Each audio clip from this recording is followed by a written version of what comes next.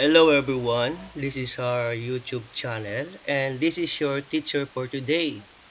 I am Danilo M. Guzman Jr. and inviting you to please subscribe to our YouTube channel, Matinik at ang Musikero. Our lesson for today is all about multiplication by 4. This lesson is actually dedicated to all the kids out there, including the math educators. So let us start now the discussion proper. And to start with, for the tens digit sequence of numbers, for the left hand, we have 0, 0, 1, 1, 2. For the right hand, we have 2, 2, 3, 3, and 4. Joining our two ones together, and as we are piecing them, for the left hand, starting from the thumb up to the smallest finger, we have this following sequence: 0, 0, 1, 1, and 2. 0 as the tens digit of the first finger, and another 0 as the tens digit of the second finger for the left hand. 1 as the tens digit of the third finger for the left hand. And another 1 for the fourth finger. 2 for the tens digit of the fifth finger. And another 2 for the tens digit of the sixth finger. 2 as the tens digit of the seventh finger. And then we have 3 as the tens digit of the eighth finger. Another 3 as the tens digit of the ninth finger. And then finally, we have 4 as the tens digit of the 10th finger or the last finger. I repeat, the sequence of numbers for the tens digit from the left hand to the right hand, from the first finger to the last finger, are 0, 0, 1, 1, 2, 2, 2, 3, 3, and 4.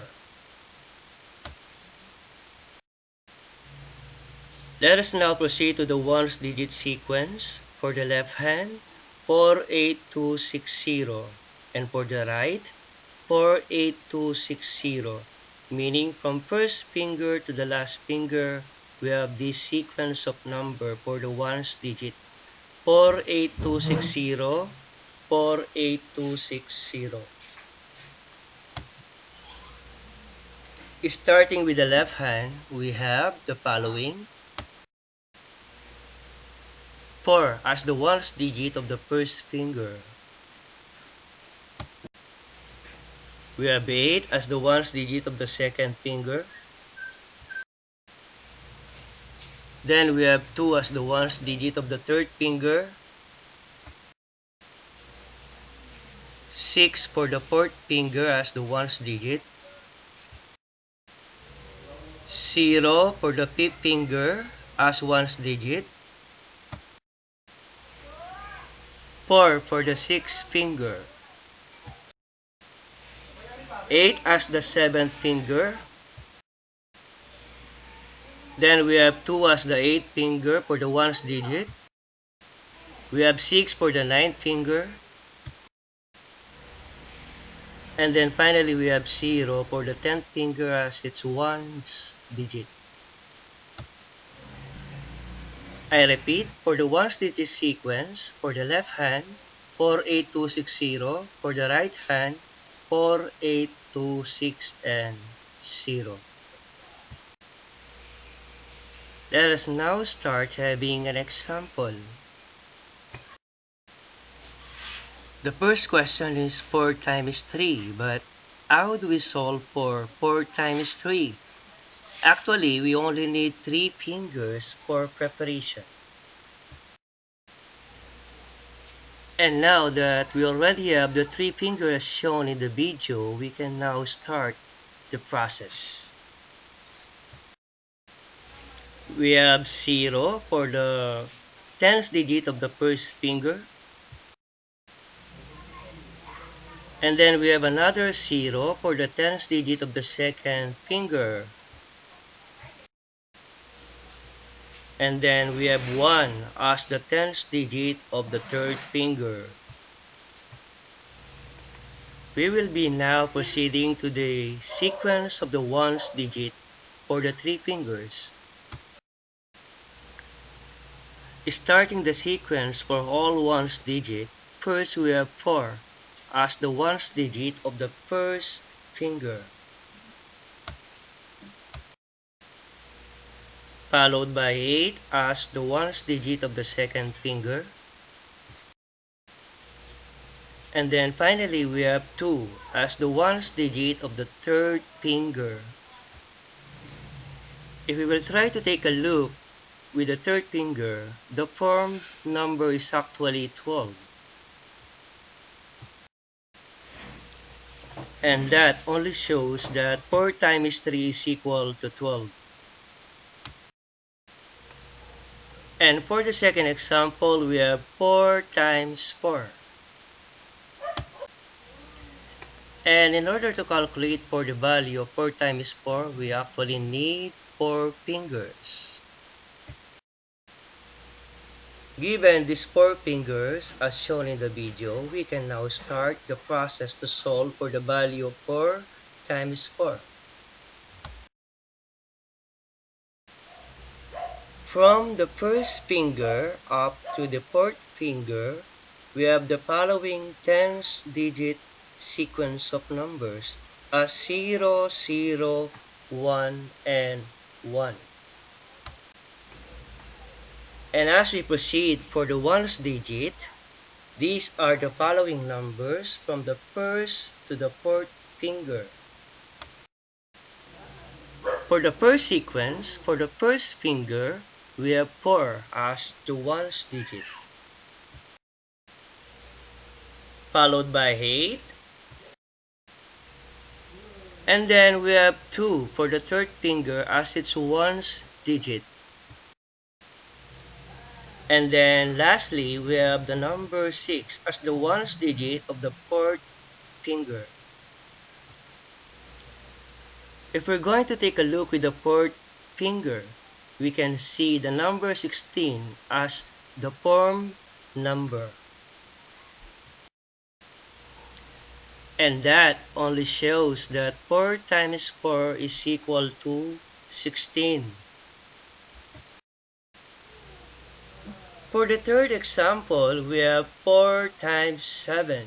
But how do we solve for 4 times 7? Definitely we have to prepare 7 fingers. And now that the 7 fingers are prepared, we can now start the solution process. Starting with the tens digit sequence of the first finger up to the 7th finger, we have now the following numbers. First, we have the number 0 for the first finger as its tens digit. Another 0 for the second finger.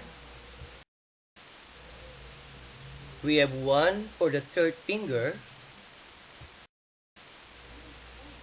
1 for the fourth finger.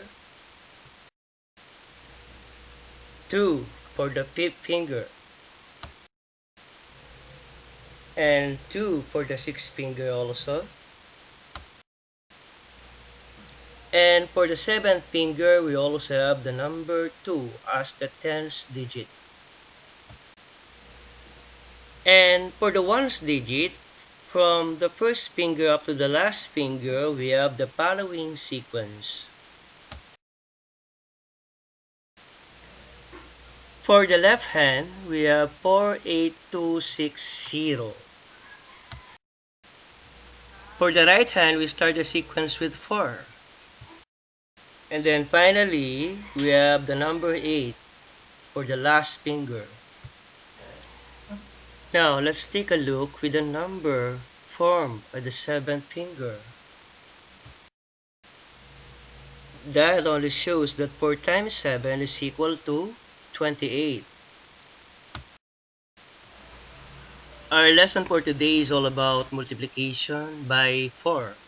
This lesson is therefore we need 2 fingers. And now that we already have the 2 fingers, we can now start the solution process. At first, we have 0. Then we have another 0 for the second finger. And then we have 4 for the ones digit of the first finger. And then finally, we have 8 for the second finger. Finally, this only shows that 4 times 2 is equal to 8. And now that we already know how to multiply with 4, then we have 2 as the ones digit of the third finger.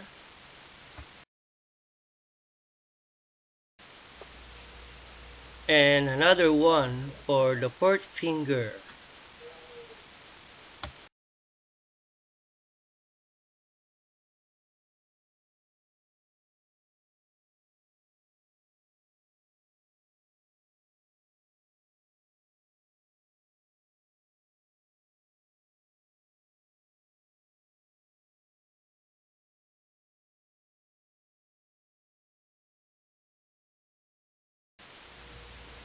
Please do not forget to subscribe to our channel, Matinik at ang Musikero.